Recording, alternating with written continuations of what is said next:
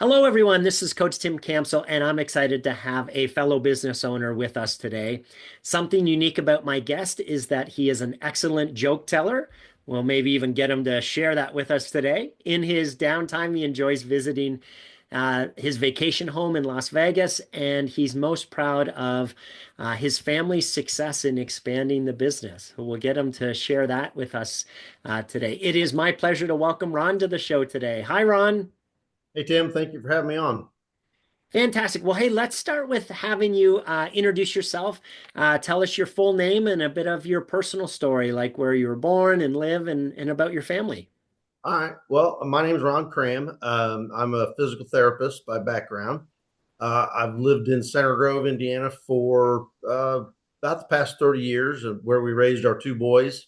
They're aged 28 and 31 now. I married my high school sweetheart. Been married for 36 years to my wife, Lauren. Um, Congratulations. yeah, it's. I think we're going to make it. I think we're going to be. I think so, yeah. I went to IU School of Medicine, where I graduated as a physical therapist. And really, personally, we love spending time with our family. We live a really active lifestyle. Like I said, we go out to Vegas a couple days a month, and we love outdoor activities, hiking, kayaking, uh, playing sports, pickleball, golf, all that good stuff. And we love to travel. So we just got back from the Bahamas last night. So we live a pretty active lifestyle. Fantastic. That is awesome. Well, hey, you said you're a joke teller, so let's reverse roles. Is there a funny story that your family likes to tell about you that you'd be willing to share with us? Well, my family enjoys. I don't know if laughing with me or laughing at me. I think this particular story, though, is probably laughing at me. During the kind of the end of the tail end of COVID, they were starting to let people back out. So we decided we are going to take a family trip and go down to Miami, South Beach, Florida, uh, go to the restaurants, do all the stuff down there. So we got down there. One evening, we are going to walk to dinner. It was a pretty lengthy walk. And it was a nice restaurant. So we were dressed up. Well, as we're leaving the hotel, we walked past a nest of grackles, birds, Okay. blackbirds. Walked past the nest, and they must have had babies in there. The mama didn't like it, so she came out and she started chasing me and my son. Well, he peeled off. The mama kept chasing me. I was running down the street as fast as I could, all dressed up in 100 degrees weather, Oh and no. it smacked me in the back of the head with its beak, and actually punctured the back of my head. Oh Uh, no. so my family took no mercy on me. They were laughing hysterically. They're laughing so hard.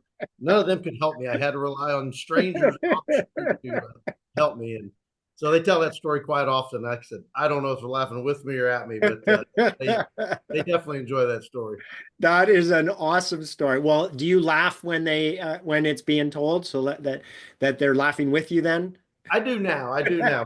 Maybe not initially. No, It might have been a little too close to home to laugh yeah, then. I don't imagine. Do now.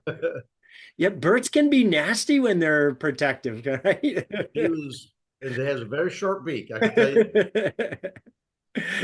So Ron, tell us, how did the business come about, and at what point did you have the confidence that you could run your own business?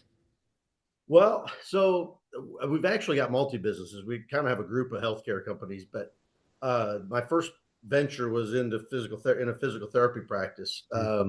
I had actually worked for this private practice when I was in high school. My junior senior year, I worked for them kind of as a support person, kind of a rehab tech, if you will. Yeah. So I knew the business pretty well, and then I went through physical therapy school. And so when I graduated, I had been around now for 6 years with that company. Right. Um, I was work. They put me in at a hospital contract that they had, physical, occupational, speech therapist.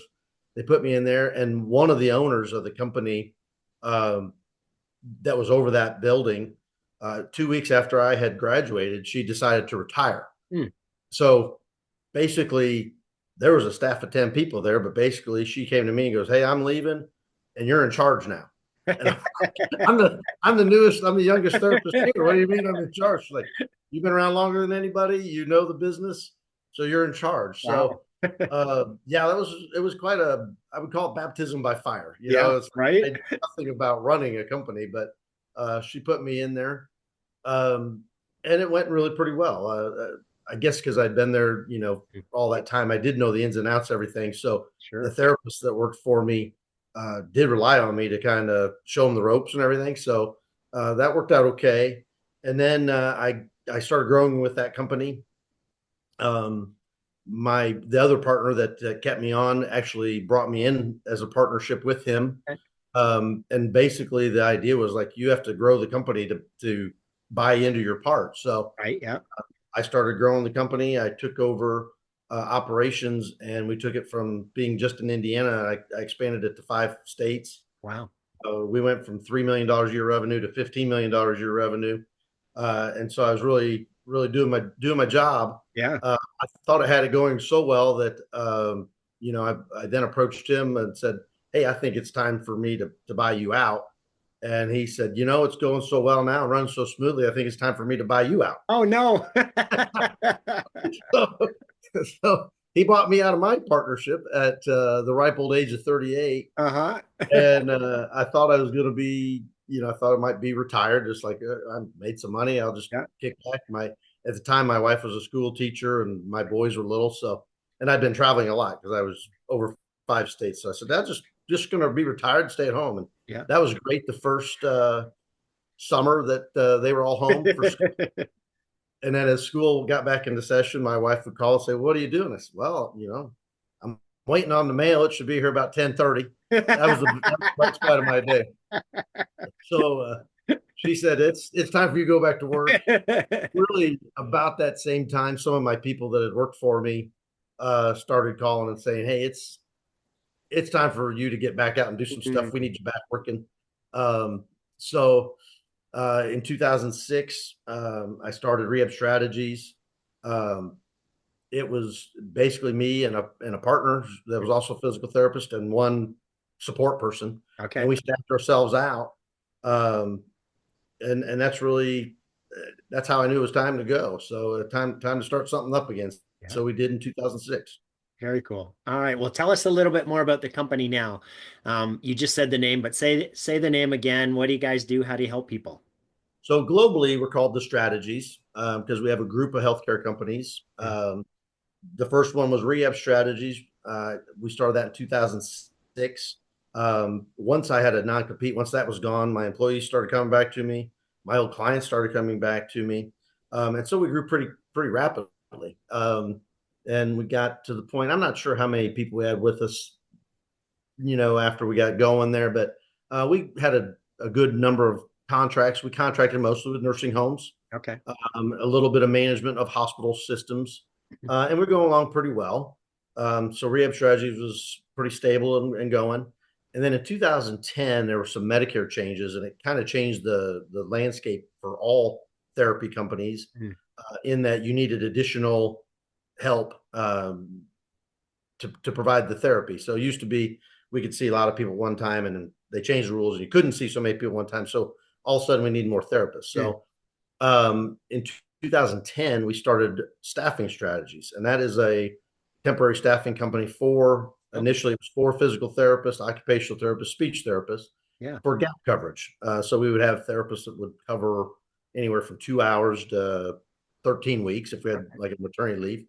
And we found that I had a lot more people that wanted to come back to work for me than what we had positions available. So we expanded that company not only to take care of our own needs, but other providers. So we started contracting with big nursing home chains and big hospital chains. Sure. We expanded that company. So that company is called Staffing Strategies. Hmm. Now, Staffing Strategies, again, COVID has changed business so much, but during COVID, there was no need for therapists to be Hmm. working. Right. People were too sick to participate, but there was a huge need for nursing. Hmm. And so we added nursing in during COVID, right? Okay. Right. Actually, fluky as it is, right before COVID started, I said, we really need to expand into nursing. We got to make this bigger, Okay. diversify a little bit. Yeah. I don't know, just dumb luck, but you know, beginning of 2020, we added nurses. Well, then lo and behold, COVID started. Yeah. Nursing took off during COVID. I mean, we grew it. Right. Yeah. That's really kept us alive. We kind of got away from nursing after COVID, but now we're starting to go back into it again because there's Okay. just still such a need for, there's such a nursing shortage. Hmm. So staffing strategies now does PT, OT, and speech and nursing. Okay. So that's going really pretty well. So I kind of get bored after I get things situated. So we had rehab going, we had staffing going. It was all going pretty well. We'd really always spent a lot of time in nursing homes. So I thought about what's the next step, and I really thought if we could take all the great customer service we're doing with the therapy component and apply it to the entire nursing home, Hmm. have a great business model. Yeah. So in 2018, decided to buy our first nursing home. Yeah. I didn't know as much about running a nursing home as I thought I did. I found out pretty quickly that I didn't know everything. But it took a couple of years, and then we really, we kind of packaged ourselves as an Indiana born bred nursing home company. Okay. So during COVID, a lot of the other, I'd call them old time providers, independently owned single family, nursing home operators. COVID just wore them out. Mm-hmm. It was exhausting. They didn't have the resources to keep up. Right. So we basically were approached by a couple different facilities to purchase them during COVID. Okay. So during COVID, we bought 4 more nursing homes. Wow. So that company now, our nursing home company is called Care Strategies. So now we have over 5 facilities, 400 plus employees. Rehab has grown that now it's in Indiana and Ohio. Okay. We've got about 100 therapists working for us in that company. And staffing strategies between therapists and nurses has about 80 people working for it. So we've really got a nice package of companies now. They really complement each other. They work very well together. It's a very different model than what traditionally has happened in the nursing home business. Usually the nursing home operators say, well, we got this going well, so now let's start our own therapy company or our own pharmacy. Right. Or Right. I mean, Right. we've done it the other way. We had the therapy company and said, hey, we're good at this. Let's own a nursing home. Yeah. But it is really going well. We call ourselves Care Strategies is the name of the company, but our tagline is Hoosiers helping Hoosiers. Mm. It really rings well with people here because nursing home business and healthcare is kind of a local thing. It's and we're clinicians too, so it's kind of a rare breed to have a clinician owned company. Right. Yeah. Uh, we've always had the adage of we do the very best we can to take care of the resident. The business stuff kind of takes care of itself. Yeah. We can figure that stuff out. We can figure out how to bill it. We can figure out all those things. But the bottom line is the core competency is do the very best you can, take care of that resident. So Love it. that's what we're doing with all 3 of those companies, and it's going really well. Fantastic. Well, congratulations. I love the story of, kind of navigating through and figuring things out, and you just weren't meant to be retired. Not meant to be. No. Probably anybody knows me too. Probably is like, that's the most ridiculous thing I've ever heard, that you're going to be retired, because I don't sit still very well. But So, Ron, share a story where someone pushed you or inspired you that you could do it, even though maybe you weren't sure that you could, and the impact that that person had on you. well, yeah. So my story on that's not really somebody that propped me up. It's actually more of somebody that tore me down. Oh. Which is kind of reverse psychology, I guess, if you will.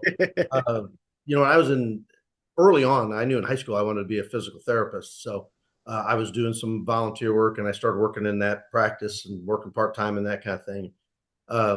I was a pretty lazy high school student as far as academics go. I didn't put a whole lot into it, didn't work too hard at it.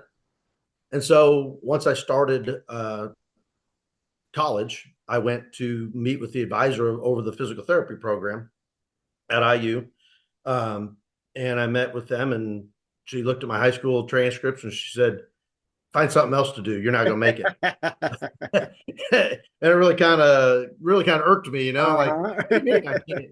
I'm only 18 years old. What do you mean I can't do what I want to do?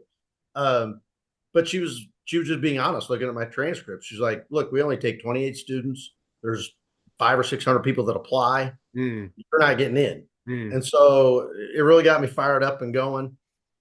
So from that point on, I never got anything less than an A minus in my undergrad. Nice. And when I went to apply to the program, uh, they do an interview process, and that actual advisor was one of the people that interviewed me Okay. and she couldn't believe it. She's like, I can't believe you did this. She goes, you took my words and you took it to heart, and you definitely changed the way you went Wow. about it. So, Wow. it was kind of a neat story, but Yeah. it just shows you can't let somebody tell you can't do something. Yeah. Yeah. Yeah. Don't believe what other people say, or sometimes don't believe the things we tell ourselves, right? Well, you can't. I don't think you can let expectations or lack of expectations form who you are, especially when you're 18 years old. Yeah, right. Yeah. I love that. Gosh, that could have changed my whole trajectory of things completely if I would have listened to her and Yeah. said, "Yeah, you're right. I can't do this." Yeah. So, Good for you. and it makes me appreciate it that much more, I think, too. Yeah, that's awesome. What a great story. Hey, we know that business success doesn't happen in isolation. So tell us about one of your biggest challenges in running the business, and someone who came alongside you and helped you through that. Yeah, I have a good story on that. So, I thought my first plan was I was going to run that other company forever, and that was where I was going to retire. That was what I was going to do. Yeah. So when that all changed in 2006, it was pretty devastating. I kind of had to find my footing again. Mhm. Um, didn't know how things were going to go. And I had a little exploratory retreat. I brought some of my former clients together, and we all met. And I was basically just saying, is there room for me in this business to start another business? Is there enough market share? Yeah. Do you think I should do it? I mean, basically, what do you think? Yeah. And one of my clients, named Greg Bechtold, he was the CEO of Johnson Memorial Hospital. Um, he pulled me aside, kind of one on one. He didn't do it in the group, but he kind of pulled me aside one on one. He said, "He goes, look, I'm telling you right now." He goes, "I've never met anybody with your relationship skills, with both your employees and your clients, Hmm. and you have the knowledge of the therapy business, um, like nobody I've ever seen." He said, "You'd be letting your staff, your clients, and yourself down if you don't start this company." Wow. He said, you have to do it. Um, and so that, I really respected him a lot. He was somebody I really looked up to. That's why I invited him to the retreat, because I wanted his candid opinions.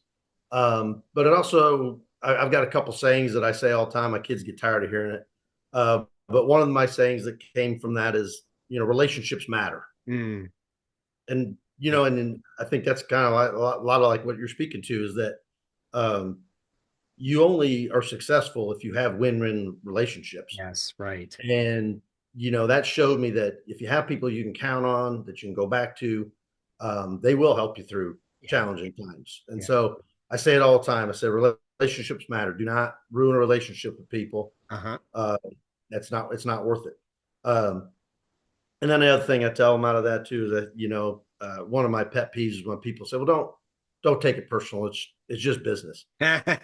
Well, to me, all business is personal. Yeah, Because yeah. it affects you no matter, especially if you own the business. Yeah, Any decision that's made affects you personally. So absolutely. all business is personal. Yeah. So, yeah. So good takeaway from that though, and I really appreciate Greg to this day for giving me that guidance. Yeah, that's awesome. Well, hey, I'm gonna dig into this a little bit more and sort of, Ron, put you on the spot. Is I'm gonna ask you to identify three people who you feel throughout your business owner journey has had the biggest impact, or you're most grateful for them being there to help with your business's growth. So who are those three people and how'd they help you? Oh, well, the first one's got to be my wife, Lauren. Um, you know, I'm, she's my balance. So usually when I come up with a new business idea, the first thing I get is, that is the dumbest idea I've ever heard in my life. Uh, so then she makes me, I got to talk it through and say, well, Uh-huh. this is I'm thinking this. And now that doesn't change her opinion necessarily. She usually still says, that's the dumbest thing I've ever heard. Uh, and she'll believe that until actually the company's actually making money and doing what it's supposed to do. So, but in all honesty, I am always a glass half full kind of guy and always see the opportunity. Yeah. And she's much more grounded and sees the balance in things of like, yeah, but you're sure it's a really good idea? Do we need to take that risk on? And, Hmm. we started buying nursing homes when I was 53 years old. She's like, when are we going to start slowing down and just, you know, enjoy ourselves a little bit and relax? But that is kind of how I enjoy myself. So I think it keeps me moving, keeps me young, but she's a good balance for me. So I definitely appreciate that. I would say the other big driver in my life right now for um, inspiration for growth and what have you is my two boys, Zach and Devin. Um, they followed me all through, when I was going through the business and then starting my own business again. They started working for me in high school Okay. and doing some stuff.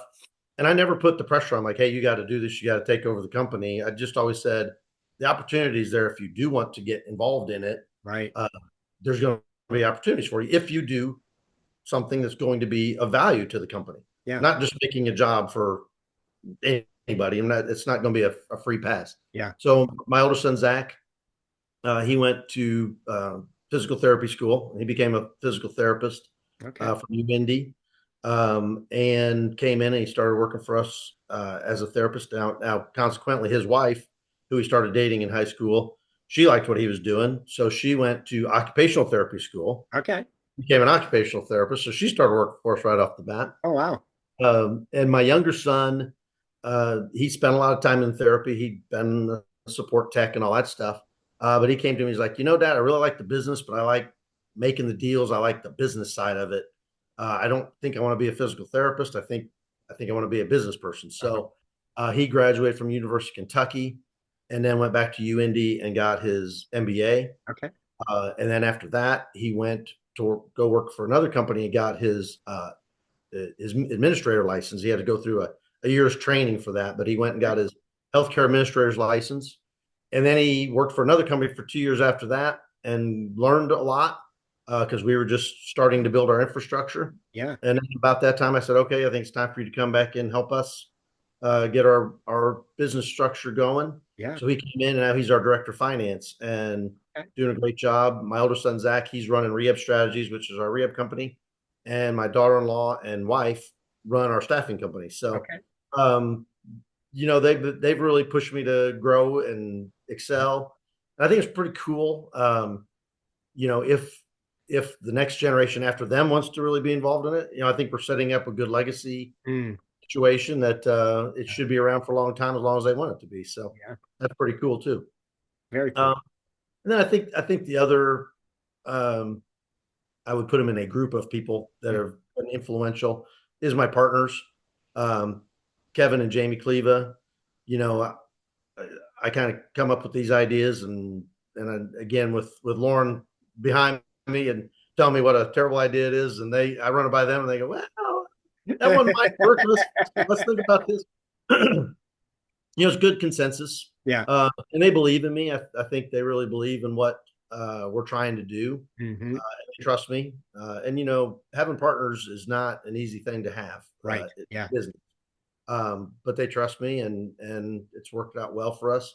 In that partnership, I would also include my COO Jeff Huffman in that group. Even though he's not an owner per se, Hmm. he's my partner in business. Yeah. He runs the operations, and he makes my job a lot easier. He calls us the Patriots of healthcare, and he's Bill Belichick to my Robert Kraft. He Love goes it. and does the hard work and the dirty work, and I get to be the Yes. nice friendly guy that shakes hands and Yeah. about my business, and he does all the hard work. So, but he's a great guy to have with us. We would not have the 5 nursing homes if he wasn't around. He's really guided us through that and helped us with that. So I think those are the 3 that I would say. Yeah. Fantastic. So you mentioned some learnings along the way. What would you say, Ron, is your biggest learning as a business owner? Um, I think there's this misconception out there that, well, if you're the owner and you're the boss, you don't answer to anybody. That's got to be such a great thing. You're your own boss. You don't answer to anybody. And I think I found out this is I say things in a kind of colorful way so people don't forget it. But one of my sayings is shit rolls uphill. And what Mm, I mean by that is when you're the boss, everything's your responsibility. So, yes. you're responsible. It doesn't matter if the floor level person makes a mistake and it gets up to your level, you're responsible for what that person did. So Yeah, uh, there are no there are no easy passes when you're the owner. In fact, it's a lot harder, I think, because you've got the financial burden plus the operational burden. absolutely. Uh, so it's a tough thing. Yeah. And when in the early days when we can't make payroll, there's nobody that we can tell because nobody on the team needs to know that kind of stuff, right? And we don't Well, want to that's stress them out. that's one of my cardinal rules. You never miss payroll, no matter what Yes. you do, you don't miss payroll. Yes. You do that, you've lost your credibility, and then things really start to unravel. So Yeah, you cannot absolutely. do that. Yeah. One of the things we talk about often, you just mentioned it, is, being a business owner is actually really hard, right? It's so much easier to be an employee. So if you're gonna go into the business owner route, there's got to be a bigger why and a bigger ROI to pay back for all those evenings and weekends and headaches and stress and Oh, anxiety, right? sleepless nights and the whole deal. Absolutely, Yeah. absolutely, absolutely. So, what piece of advice then, or guidance would you give a business owner who's feeling discouraged or frustrated in their business? Um, you know, I think something I've lived by, uh, even when you get discouraged, is, and this sounds, it's maybe it's not politically correct for the younger generations of folks these days, but failure is not an option. Mm, There, doesn't matter. You took this on. You got to be all in. yeah, Failure is not an option. Um, you have an obligation to do whatever it takes. yeah, You have so many people depending on you, yourself, your family, your employees, your clients, your employees' families. yeah, You got a lot of people. yeah. So if you got 500 people working for you, you got 500 families that are depending on you to get this Right. job done. So failure is not an option. And I think I've actually given that advice to another friend of mine, colleague that's over in Ohio, and he heard me say failure is not an option Mm. a few years ago when he was really struggling. He said I wrote that down and I taped it and put it on my bathroom mirror. Oh, He said I wow. wrote it every morning until I made it through. And he goes, but that message is still taped on my bathroom mirror, and I look at it every day.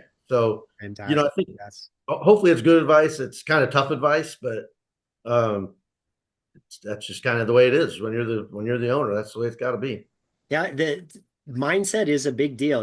We mentioned it, you and I just talked about it a little bit in the beginning as well, but what we think, feel, and believe is ends up being what we attract. So, right, Yes. if we think that failure is an option, then we're going to let ourselves off the hook. If we've told ourselves that it's not, right, and we have to figure it out and we have to push through and we have to find solutions, then that's what we'll attract. And then it's kind of this magical thing that happens is then we start attracting successes and wins, and right, because we've conditioned our mind to say that that's what we want happening.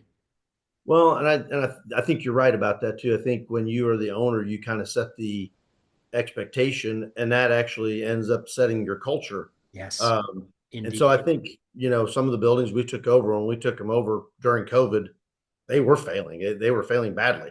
Yeah. We had a 104 bed building up in Muncie that when we took it over, it was down to 28 residents in the building. Uh, you can't make it through on that. Right. Right. And everybody in that building was defeated, and the residents that live there were defeated, and the residents' families were defeated. So we had to come in and say, we're going to turn this around. Yeah. And it took just tons and tons of work. Our turnover rate the first year was just unbelievable. It's like over 200%. Mm, Uh, so we replaced every position in the building 3 times. wow. But every time we replaced, we would find a good person, we'd hang Yeah. on to them and teach Yeah. them our culture. And we'd find another person and pull them in and hang on to them. Yeah. And now we've developed a really great team there. And it's just getting, just like you said, you have to create the expectation of this is Yeah. what we're going to do. We're going to be successful. We're going to make it work. Yeah. And it's it's been a phenomenal turnaround. All 5 buildings we've had were in that basically that same position. Yeah. They were failing, and I think we really worked very hard to get them out of those holes, and they're successful now. Yeah. That's great. Wow. So let's talk about the future. As you think about the next 1 to 2 years, what's your number one focus or priority or challenge that you need to resolve to achieve your long-term goals? Well, mine's pretty easy and pretty straightforward. I'm my wife's hopes are that I'm heading into my twilight years of this Yeah. working gig thing, Uh-huh. and You're I'm going not to try ready. retirement again? Well, I don't know. I wasn't very good at it the first time, so I think I need to keep at it for a while. Um, but I think my mission is very clear now. What I need to do, as I'm kind of heading that direction, and the kids are now coming into the Yeah. business Yeah. and they're running their stuff. I've got to spend more time teaching them the business, Yeah. teach them the culture, and be able to carry that torch. Past those days. And if I'm successful at doing that, then they're going to be well taken care of. I'm going to be well taken care of, and hopefully the future generations behind them will be taken care of. So it's really just setting up that legacy Yeah. program, succession plan. Yeah.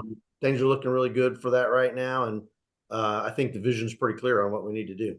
Yeah. I love that you've got that clarity because there are a lot of businesses that don't make it through, right? Second and third generation as the owner steps away or right or is no longer around, the passion and the energy and the culture gets lost. So I love that you're so diligently focusing on it and setting your the next generation up for success to be able to carry that legacy and into multiple generations. That's awesome.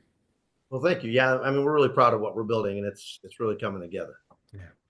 So last question, Jim Rohns said that we become the average of the 5 people that we spend the most time with. So as you think about that quote, what advice would you have for business owners who are trying to figure it out and do it on their own? Uh, I would have a lot of advice for people on that vein. One is that I really think these future generations really get knocked pretty hard that they're lazy, that they're underachievers, and I don't think that's true. I mean, the young folks that I meet in our business, my kids' friends, they're not underachievers. Uh, um, they're achieving quite nicely. They're doing great things. So I still think there are those folks out there that are learning their way. Yeah. I do think the one thing that these next generations are having a difficult time with is patience. Mm. What I see with that is, what I see, they come through and like, well, I'm ready to run my own company now, Yeah. and uh, I think you have to learn what you're going to do before you can go do it. And I my first venture into ownership was a great situation for me in that I had a mentor partner who was 20 years older than me. Yes.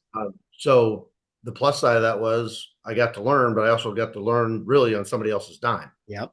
So that's the first thing. That's the first piece of advice I would give somebody is learn on somebody else's dime, because Absolutely. you got to learn the business completely. You can't learn a function of it. You have to learn the entire business, how it's paid, how it collects its money, how it's reimbursed, where you get employees from. You got to know all that stuff. Hmm. So do that when you're on somebody else's dime.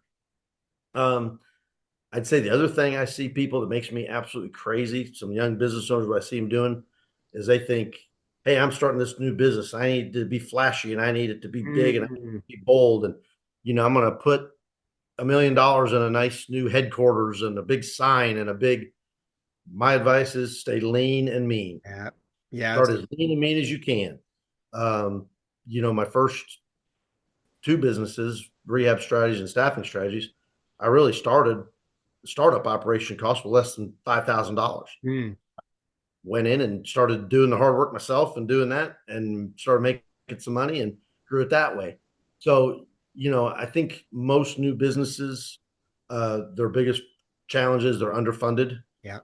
or they overspend. Yeah. Yep. Yep. Cash flow. Yeah. They spend money on silly stuff that they don't need. Sure. You got to hold on to every dime because you're going to hit some roadblocks that are going to be a lot tougher than what you ever expected. Yes. And most of the time, money can fix those problems. but you got to have the money to Yep. fix those problems. Right. Yep. So save your resources for what you really need, not what you really think looks good or And, sounds good. and those folks learn really fast when they do need the money that the bank's not going to give it to them. Right? You get the Well, money when you don't need it. You don't get it when you yeah, do that's need it, right? yeah, that's the other lesson to learn is when you're dealing with money, ask for the money when you don't need it Yeah. because they're willing to give it to you then. When you need the money, it's too late. They're not going to lend it to you. So, um, but I think that's the biggest thing is learn on somebody else's dime. Make sure you're funded, that you have probably 6 months of business operation expense, but also 6 months of personal money that you can live on if you're not able to take a paycheck. Yes.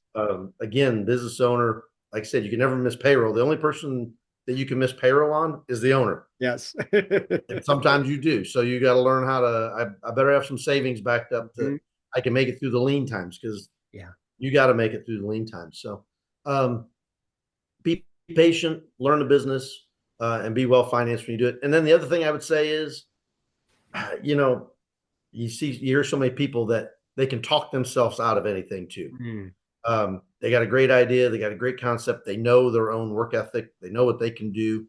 And yet they won't take the leap because, well, my daughter's getting ready to start college, so this is a bad time to do this. Or my wife's going to have a baby, so this is a bad time to do it. It's never going to be a good time to start your own company. Right. So when you have everything situated and everything right, you just have to take the leap and do it. Yeah.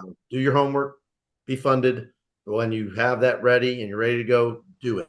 You can always find some reason to talk yourself out of it. Yeah. So that would be my advice. If once you finally do it, you got to commit to it and you got to take the leap. Yeah. I like that part about you got to commit to it. It's like you said earlier, is failure's not an option. I've seen too many folks who they're sort of half in, right? They're still in the corporate world and they're trying to start their business, but they've got the safety net of if it doesn't work out, they can just go back to their job. Well, that's never going to be successful because you have to be all in, right? Right. It makes it too easy. It's like, and you're never going to see the full success of that company because you've never fully committed to that success. Yeah. Yeah. Well, Ron, it has been a pleasure speaking with you today. Thanks so much for being on the show. Thank you so much for having me. I hope it was at least enjoyable, maybe a little insightful at the same time. Absolutely. Lots of nuggets in here that folks are going to be able to glean when we launch it. So thanks again. Thank you, Tim. Thanks for listening to the Self-Made is a Myth show. Please help spread this movement by liking and subscribing to our show and following us on Facebook and LinkedIn. To join our movement, go to bemadtogether.com. Okay, folks, that's a wrap. Please pay it forward and be sure to tune in next time to the Self-Made is a Myth podcast.